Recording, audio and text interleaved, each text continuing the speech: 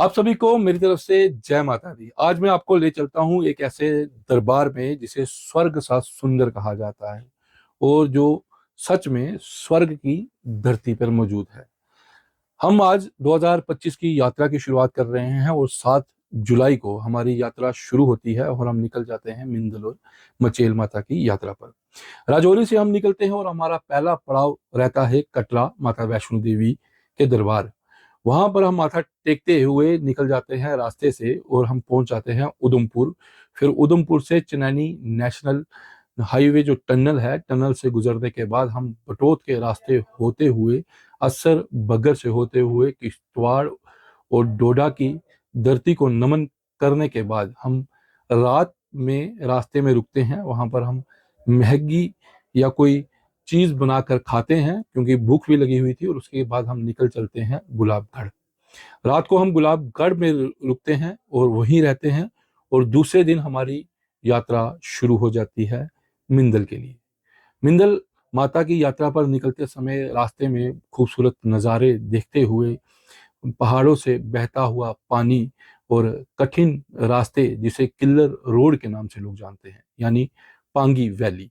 जब जम्मू कश्मीर के किश्तवाड़ से होते हुए हम पांगी वैली हिमाचल में पहुंचते हैं तो हिमाचल में सड़कों को देखकर जो हमारे साथ बाकी यात्री होते हैं वो डर भी महसूस करते हैं, क्योंकि कुछ लोग हमारे साथ थे जो इस बार पहली बार गए। और फिर उसके बाद वो डर को दूर करते करते हम पहाड़ों से होते हुए हमारी गाड़ी कच्चों रास्तों से गुजरते हुए टेढ़े मोड़े मोड़ों से गुजरते हुए हम पहुंच जाते हैं मिंदल। मिंदल माता में जब हम पहुंचते हैं तो हमारा मन गदगद करने लगता है और मिंदल माता के दर्शनों के बाद वहां पर बैठकर हम भजन कीर्तन भी करते हैं। और इस भजन कीर्तन के बाद वहां पर छड़ी यात्रा भी पहुंचती है और उस छड़ी यात्रा का भी हम आनंद उठाते हैं।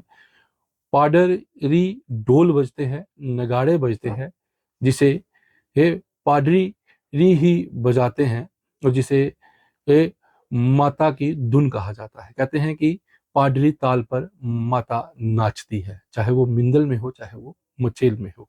और इसी पाडरी ताल को हम सुनते हैं और ढोल नगाड़ों के साथ साथ माता की आरती भी वहां पर होती है। और उसी के बाद फिर हम मिंदल माता को नमन करने के बाद वापिस आ जाते हैं उन्हीं रास्तों से होते हुए गुलाबगढ़।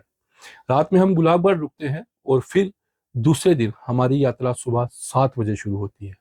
सुबह 7 बजे उठते हैं, उठने के साथ साथ नहाने धोने का कार्यक्रम रहता है और उसके बाद लगभग 8 बजे हम गुलाबगढ़ से गाड़ी लेते हैं और उसके बाद हम निकल जाते हैं मचेल यात्रा की ओर।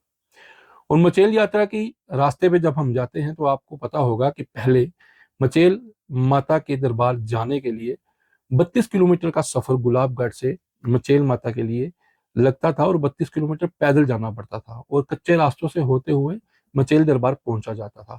मगर अब यशोती तक आपको गाड़ी से जाना होता है क्योंकि यशोती में भी पुल तैयार नहीं हुआ और जब ये पुल तैयार हो जाएगा तब आप माता रानी के भवन में पहुंच जाएंगे गाड़ी से। अभी यशोती तक गाड़ी जाती है और उसके बाद लगभग 12 किलोमीटर का पैदल कच्चा रास्ता है, उस रास्ते से होते हुए मचेल दरबार पहुंचा जाता है। हम पहुंच जाते हैं यशोती और वहां पर फिर हम चाय नाश्ता करते हैं और उसके बाद हमारे ही जो हमारे साथ पूरी टीम थी चंडी माँ सेवकों की, वो लग जाती है चाय नाश्ता करती है और उसके बाद वहाँ खान पीन करने के बाद हम धीरे धीरे उन्हीं रास्तों से होते हुए निकल जाते हैं मचेल माता की ओर। फिर हम उन्हीं कच्चे रास्तों से गुजरते हुए कभी बैठते हैं तो कभी चलते हैं, धीरे धीरे आराम से लगभग 4 घंटों के बाद हम पहुंच जाते हैं मचेल माता के दरबार में। फिर हमारी तलाश शुरू हो जाती है आगे कमरों की। हम कमरे लेते हैं, कमरों में आराम से बैठते हैं और उसके बाद हम नहा धोकर फिर दर्शन करते हैं माता मचेल के। माता मचेल के दर्शन एक ऐसे दर्शन है, दिव्य दर्शन है, जिसे कहा जाता है कि माता रानी अपने भक्तों को कंगन हिलाकर, नथनी हिलाकर और जो माता रानी की संगमरमर की मूर्ति है वो आंखें खोल और बंद करके वहां पे दर्शन देती है। वो दर्शन होते हैं और दर्शनों के बाद वहां पे भी नाच गाना होता है माता रानी के भजनों पे और उसके बाद वहां बैठकर मौज मस्ती आनंद में रहकर माता रानी को याद किया जाता है। और रात में जागरण के बीच में भी आरती और उसके बाद जागरण हुआ, और उसके बाद माता रानी ने दिव्य दर्शन यानी ज्योति दर्शन जो रात में होते हैं वो भी वहां पर हुए। और उसके बाद सुबह उठते ही हमने निखारना शुरू किया और दूर पहाड़ी पर शिवलिंग के दर्शन भी हुए। और शिवलिंग के दर्शनों के बाद फिर हमने माता मचेल के दर्शन किए, और फिर दोपहर में माता रानी के दरबार में माथा टेकते हुए हम वापिस निकल पड़े गुलाबगढ़ की ओर। गुलाबगढ़ 4 घंटों के बाद पहुंचे, और उसके बाद फिर हम निकल गए भद्रवा, और भद्रवा में सबसे पहले हम होटल में पहुंचे, और उसके बाद चुनौत मंदिर में गए दूसरे दिन, और उसके बाद भद्रवा के कुछ लुत्फ उठाए, और उसके बाद हमारी यात्रा समापन हुई और हम भद्रवा से राजौरी के लिए वापस निकल आए। 2025 की हमारी ये यात्रा की कहानी थी जो मैं आपको बता रहा था। लेकिन मैं आपको एक चीज बताऊं कि धरती में अगर कहीं स्वर्ग है तो वो मचेल के दरबार में है, क्योंकि मचेल माता के दरबार में जो व्यक्ति एक बार जाता है वह बार बार जाने को उनको ललचायित रहता है। उसका दिल बार बार कहता है कि माँ मुझे इस बार भी जरूर बुलाना। और आने वाले दिनों में यानी आने वाले समय में जब आप यात्रा की शुरुआत करेंगे तो आपकी यात्रा बहुत आसान हो जाएगी। आप सोचिए कि कभी आप 32 किलोमीटर पैदल का सफर करते थे, और अब आपको गाड़ी से ही जाना है और वहीं पे उतर जाना है, और माता रानी नी के नज़ारे आपको देखने को मिलेंगे, और माँ आपको कंगन हिलाकर नथनी हिलाकर दर्शन देगी और आशीर्वाद देगी। कहते हैं कि मचेल माता के दरबार से आज दिन तक कोई भी श्रद्धालु खाली नहीं लौटा। और सबसे बड़ी बात यह है कि आप रोते हुए अगर जाते हैं तो हंसते हुए आप आते हैं, लेकिन इस दरबार में आप रोते हुए जाएंगे और रोते हुए ही आते हैं।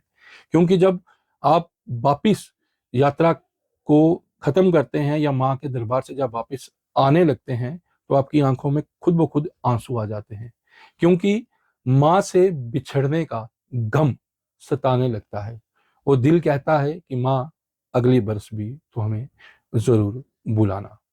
आप सभी को ये वीडियो कैसी लगी आप कमेंट करके जरूर बताइएगा, और इस वीडियो को ज्यादा से ज्यादा शेयर कीजिएगा। आप सभी को चंडी मां सेवक टीम की तरफ से जय माता दी। धन्यवाद।